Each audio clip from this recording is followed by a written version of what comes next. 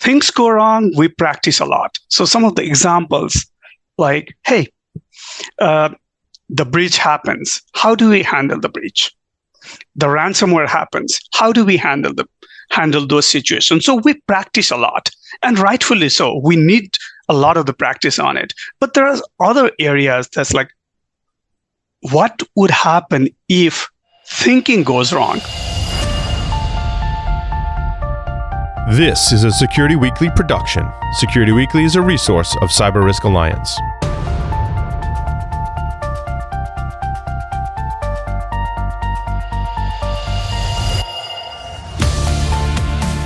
The Cybersecurity Collaborative is proud to present CISO Stories. Each week, CISO Stories takes a deep dive on security leadership with one of the contributors to my latest book, the best-selling CISO Compass: Navigating Cybersecurity Leadership Challenges with Insights from Pioneers, as well as other top CISOs and industry security leaders. The Cybersecurity Collaborative is a unique membership community enabling cybersecurity leaders to work together in a trusted environment. To learn more, visit securityweekly.com/CSC or visit cyberleadersunite.com. I am your host, Todd Fitzgerald, and this week we welcome Sajan Gautam, CISO at Arvest Bank. It is one of those fields where I can apply diverse set of skill sets. Is one of those fields where you can have multiple backgrounds and still can solve the problem on the cybersecurity. So because I'm interested in so many different things, and cybersecurity is the field that satisfied that need. Interesting. So what sort of career path did that take you on? What did you study in school before you got into cybersecurity? Sure. My undergraduate was in Management Information Systems. It was a BBA degree, Bachelor's of Business Administration. And obviously, my first job was around the technology side of the things. And then over the years, I got exposed into the risk management. At one point of time, I even thought about being a CFA, a Certified Financial Analyst, and go into merger and acquisitions of the world. So yeah, I do have a lot of interest, but it started in the technology. Interesting. I remember once I started out as a DBA, and I was a programmer first, but then I was a DBA for a long time before I got into security. And I remember I had this opportunity. I was looking at a career change, and I was thinking about being a financial analyst as well, and selling securities to people. And the only thing that kept me away from that was I remember that I had a family, I had a mortgage, I had kids, and they started you off with a certain salary, and then each quarter the salary decreased because the idea was that you were then taking on clients and you would build up your portfolio. And it's like, well, I didn't think I could I'm risk averse, and I couldn't take that kind of risk at that time to go into that. But that's I've always been I get your interest in financial stuff because I've always looked after investments and things like that, and that's kind of a side hobby of mine as well. Yeah, that is very interesting, because that is how exposure to finance got me exposed to risk management, right? Because I'm also risk averse. So it's like when I started getting deeper into the finance, I started understanding more about like what type of risk technology could introduce and how we can manage those risks appropriately. How do we hedge it? How does the options trading work? All those things. So I think that made me better information security professional by being exposed to finance side. Yeah, definitely. So today we're going to talk about leading difficult conversations as a CISO, and I really love this topic because it's something that we're all going to be faced with at different points in time. So why don't you walk us through that? What do you mean by that? Leading difficult conversations as a CISO. Yeah, absolutely. This is a very interesting topic and deep to my heart.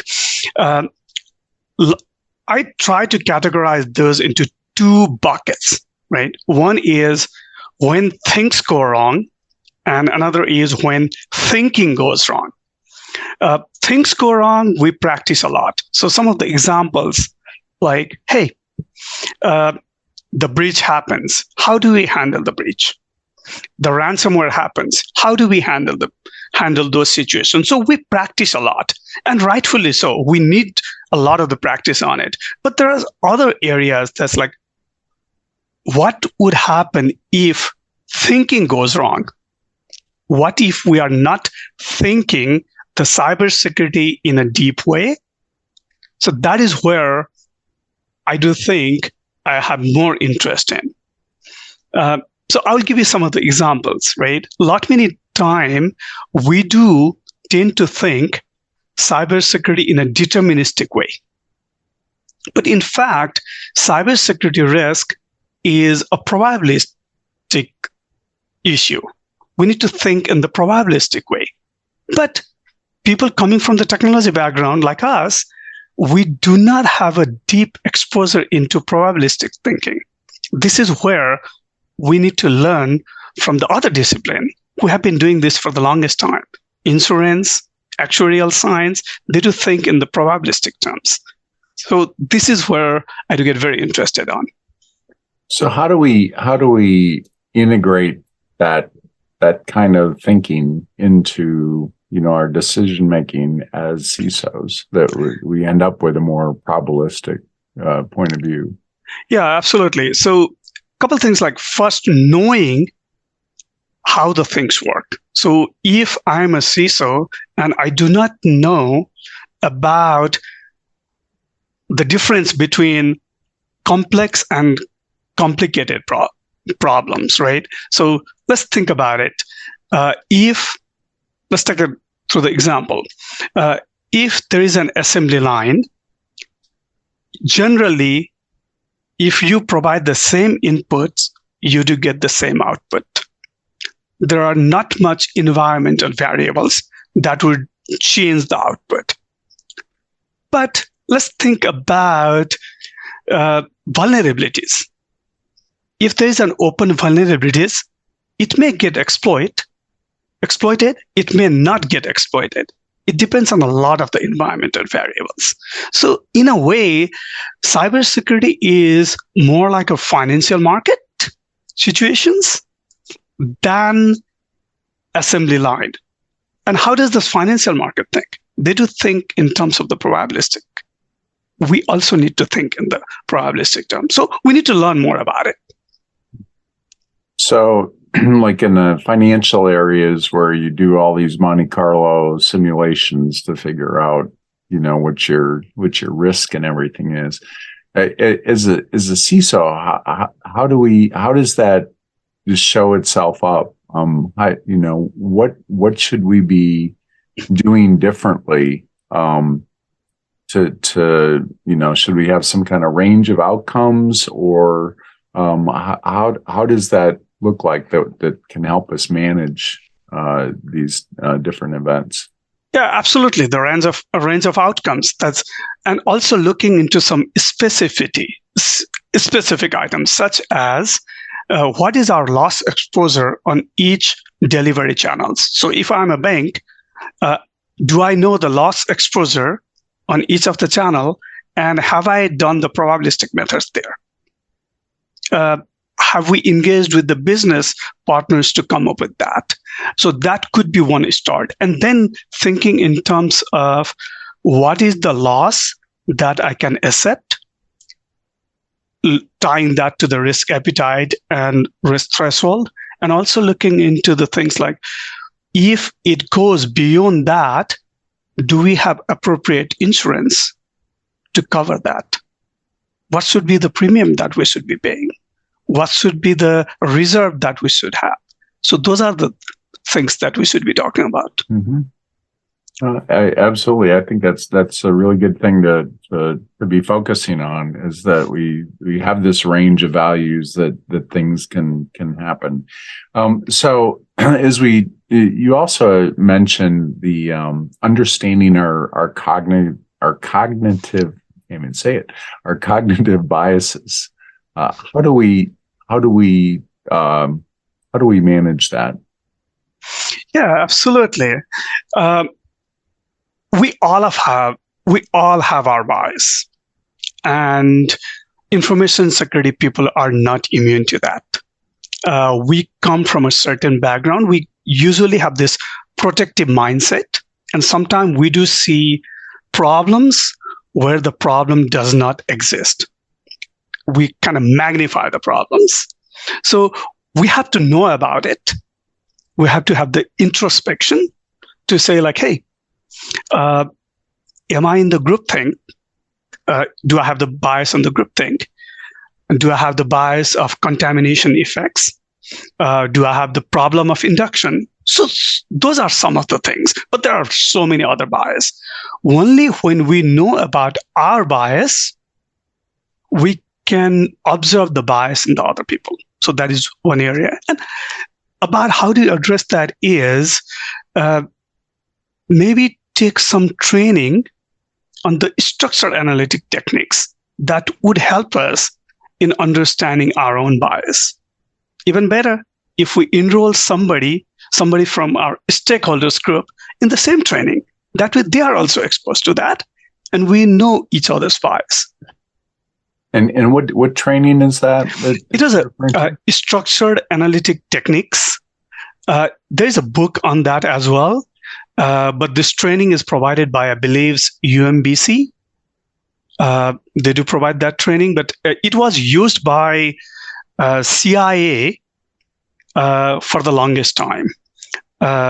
This structured analytic techniques to reduce the bias. The article this podcast is based upon can be viewed in the best-selling cybersecurity leadership book, CISO Compass, Navigating Cybersecurity Leadership Challenges with Insights from Pioneers. So what are some of those examples that you see today of groupthink, where our biases are getting in the way? Yeah, I mean, we do see that all the time, right? I mean, the first thing that we do see is a contamination effect. Sometimes we just we do see there's a problem, and then we immediately jump into we did have that. Oh, so it might be this. Then also we anchor to the solution before analyzing it deep enough. Groupthink, we do have a herd mentality, to be honest with us, right? I mean, a lot of the people, we come from the same background. Most of them are from technology. So even when there is a process issues, we do see that as a technical issues many times. I'm not saying all the time, but many times. And this is also one area the diversity helps quite a bit.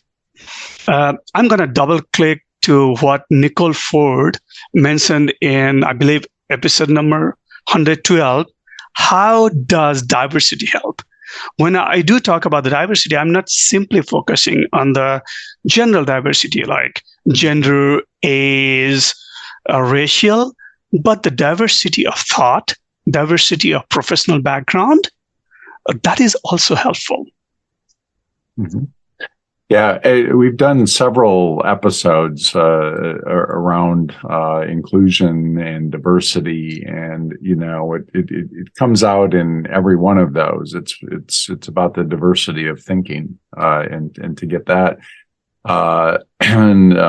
we also had Amy Bojek in one of the things that she said in the CISO Stories podcast.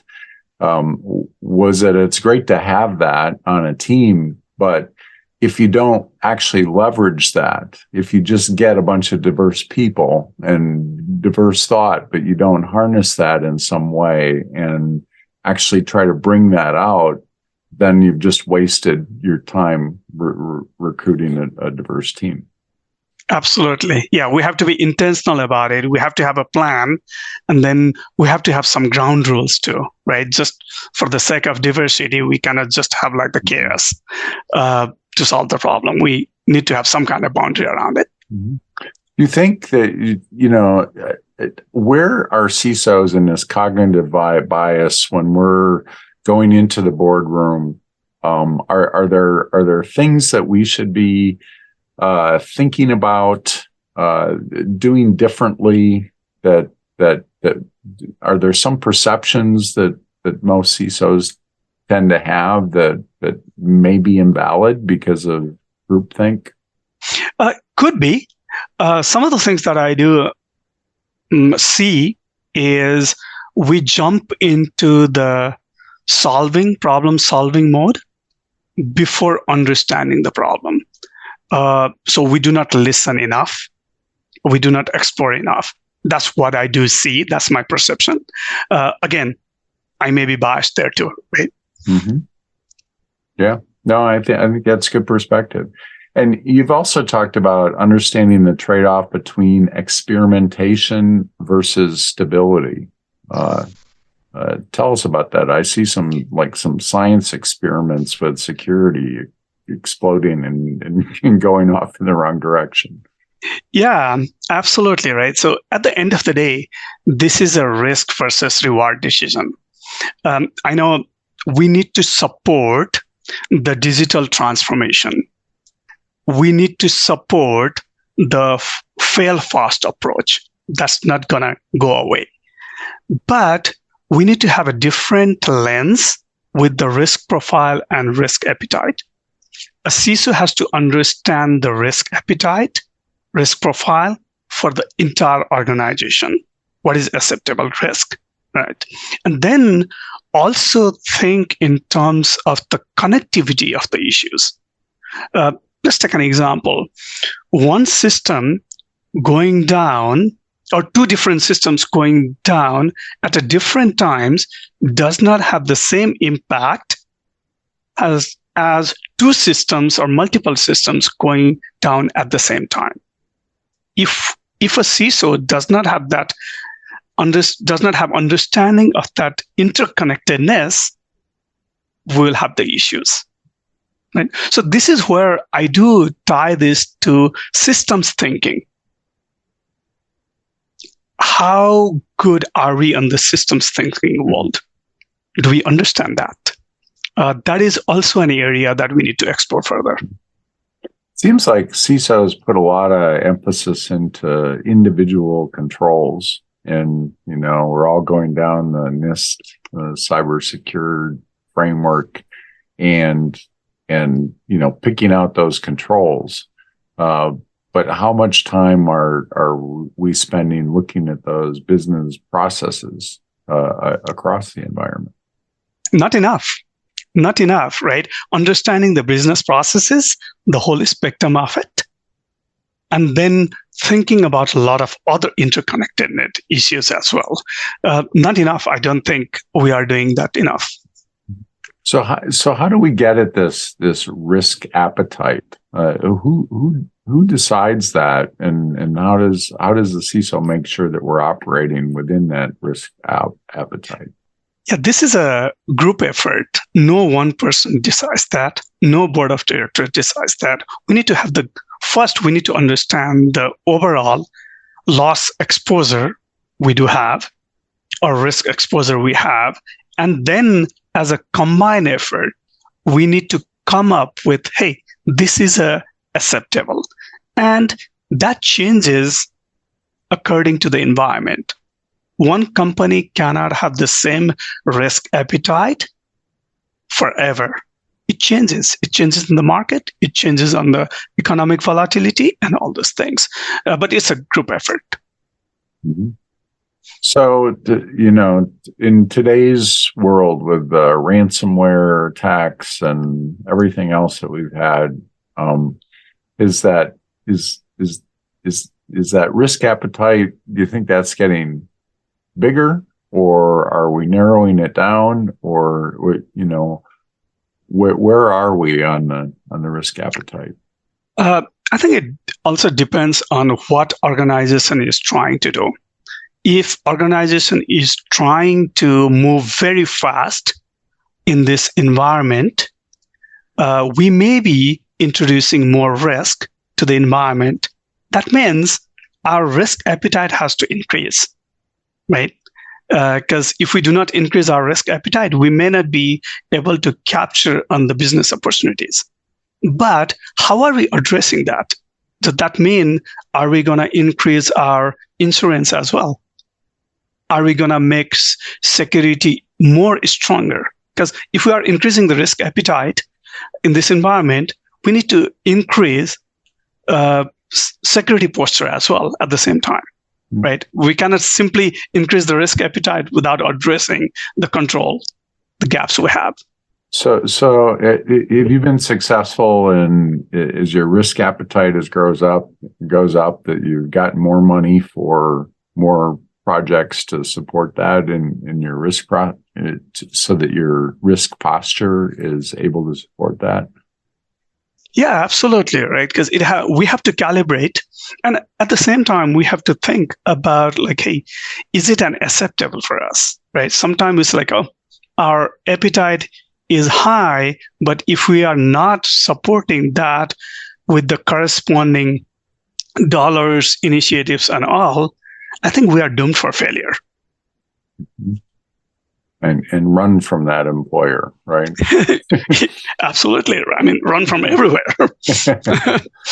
So this has been great. What final advice would you give to emerging CISOs, current CISOs, experienced CISOs as they're going down this journey and having to have those tough conversations? Yeah, absolutely. This is a very good question. My advice would be get the diverse set of experience and the knowledge in a diverse field, not just on the technology area. Understand how risk work, understand how organizational bias, organizational psychology works, the bias that, all those things, systems thinking, how all of these things play in the whole ecosystem. I think those are the three main things. Mm-hmm. Yeah, I think that's very useful. It's the whole looking at how an organization really works, right? And how decisions get made and tapping into that would probably be beneficial, right? Yeah, absolutely. Absolutely. Well, thanks a lot. It's been great talking with you today, Sajan, and thank you very much for taking the time. Sure. Thank you for having me, Todd. Thank you.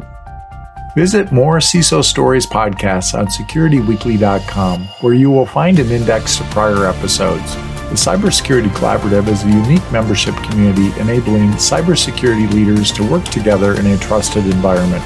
To learn more, visit securityweekly.com/CSC or visit cyberleadersunite.com.